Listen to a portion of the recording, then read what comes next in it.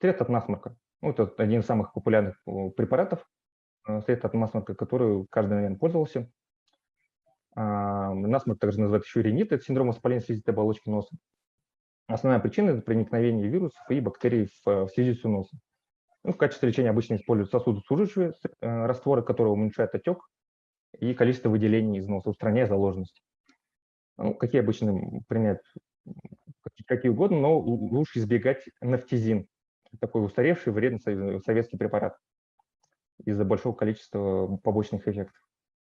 Какой я рекомендую препарат – это Назол Бэби. Назол Бэби, действующее вещество у него винилэфрин. Какая есть основная опасность всех сосудосуживающих – это возникновение зависимости. То есть зависимость, она вообще наступает в течение, наверное, 2-3 дней и более. Если мы применяем больше недели, то зависимость возникнет 100%. После того, как вы принимаете очень долго, возникает неспособность нормально дышать без этих капель. Вот феназол Бэби, зависимость она почти не развивается, но достигается необходимый эффект, даже несмотря на то, что они используются для маленьких детей. Также можно орошать полость носа солевыми растворами. А при каких-то сильных выделениях можно уже промывать такими раствором морской воды. Ринит, насморк может быть также аллергическим, и тогда уже использовать специальные противоаллергические спреи. Что нужно знать про аллергию? Что сначала нужно избавиться от источника аллергии, то есть от аллергена, прежде чем принимать какие-то препараты, потому что может возникнуть так, что препараты не подействуют из-за того, что аллерген не устранен. Нужно отключить такие вредные препараты, устаревшие, как супрастин и тавидил, потому что они вызывают сонливость и уменьшают концентрацию. Я рекомендую 2 таких препарата. Это фексофен-1 и дезлорат-1 под действующими веществами фексадин и эриус. Какие наружные средства можно применять? Это фенистил, у него действующее вещество – это дивентиден, всем известный фенистил, и псилобальзам, такие нелегкие, не вредные. А гормональные уже мази, например, акридерм, они используются при тяжелых таких, при крайней необходимости и не дольше 2-3 дней, так как они негативно действуют на кожу. Можно использовать также глазные капли. Глазные капли, например, действующее вещество олапатадин, а торговый визалергол и кромоглицевая кислота, кромогесал. При риске тяжелой аллергии, например, катекоквинки, используются ампулы глюкокортикостероида дексаметазона. Есть такое заблуждение по поводу аллергии. Это то, что применение интерсорбентов, например, угля, НТРСГ и так далее, снижает появление аллергии. Но на самом деле аллергены не концентрируются в желудочно-кишечном тракте и используются только при попадании аллергенов в пищу. Ну и также будет ошибка ограждать чувствительных у людей и особенно детей от аллергенов совсем. Потому что чем реже человек реагирует, контактирует с аллергеном, тем сильнее у него будет реакция при следующем контакте. Средства от горла обычно применять спреи и леденцы, лучше применять с антибактериальным антисептическим действием, чтобы воздействовать на причину.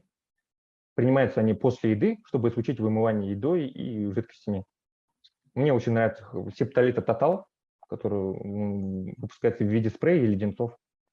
Ну, есть такой тоже вариант, такой удобный, наверное. Это впрыскивание какого-то обезболивающего спрея, например, Тантум Верде. И уже через час можно рассасывать антисептический леденец, например, Стрептилс. Какой нюанс использования спреев? Это то, что нужно их впрыскивать как можно дальше, не затрагивая язык, не затрагивая небо. И такой животный рефлекс такой появляется. Это нужно, чтобы лекарство соприкоснулось с максимальной площадью поражения. А антибиотики применяются они при крайних случаях, например, при тяжелой ангине и только при консультации с врачом. Кашель – это не заболевание само по себе, а это лишь симптом, который сигнализирует о каком-то нарушении. Кашлем освобождаются дыхательные пути. Нужно сначала выяснить причину кашля, прежде чем что-то применять. Это, кроме самых распространенных вирусных или бактериальных заболеваний, самая частая причина, которая требует лечения, Может быть также внешние факторы какие-то, например, загрязнение воздуха, какое-то химическое отравление или аллергия. Аллергию, вот, аллергический кашель отдельно обычно лечить не требуется. Многие врачи вообще игнорируют отхаркивающие средства. Это один из современных способов вообще не использовать никакие препараты при кашле, а использовать большее количество воды, при котором у вас больше количество мокроты будет выделяться и больше будет она отходить. При таком сухом кашле, который при очень малом количестве мокроты, можно использовать противокашлевые препараты, которые угнетают механизм кашля. Но ни в коем случае не нужно использовать отхаркивающие и противокашлевые одновременно, потому что отхаркивающие будут увеличивать количество мокроты, а противокашлевые будут подавлять кашлевой механизм, и вследствие этого у вас кашель никогда не закончится. Основная ошибка – это то, что от кашля, когда дерет горло, используют средства от горла, например, леденцы. И кашель тем самым успокаивается, но на самом деле можно применять любой вообще леденец. Кстати, поэтому некоторые люди хвалят рингалин, такой препарат. Это таблетки для рассасывания. Он очень популярный. Это гомеопатия на самом деле. По-моему, на упаковке не написано, что это гомеопатия. Ну, и он кашель успокаивается лишь только из-за того, что успокаивается с помощью сосательного такого движения. Противопростудные какие есть препараты. Это жаропонижающие. С действием вещества у них обычно парацетамол. Это препарат первой линии обычно.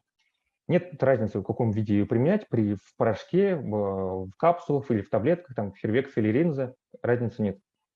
Надо учитывать то, что есть такой компонент, как хлорфенамин в этих препаратах, который вызывает сонливость. Например, он есть в терафлю и в холдексе флю плюс, а, например, в холдексе антигриппине его нет. Можно и также использовать ибупрофен. Надо понимать, что это всего лишь симптоматическая терапия, то есть он просто облегчает наше состояние, но не может использоваться как лечение. Поэтому не нужно обманываться такими рекламами, вроде некогда болеть у терафлю, где там весь красный человек утром ничего не понимает, и потом принимает горячую кружку, и все, он уже на работе, все у него хорошо. Ну и самое главное, не стоит принимать жаропонижающие при температуре ниже 38,5 градусов, потому что при этой температуре как раз и организм борется с заболеванием, вырабатываются интерфероны.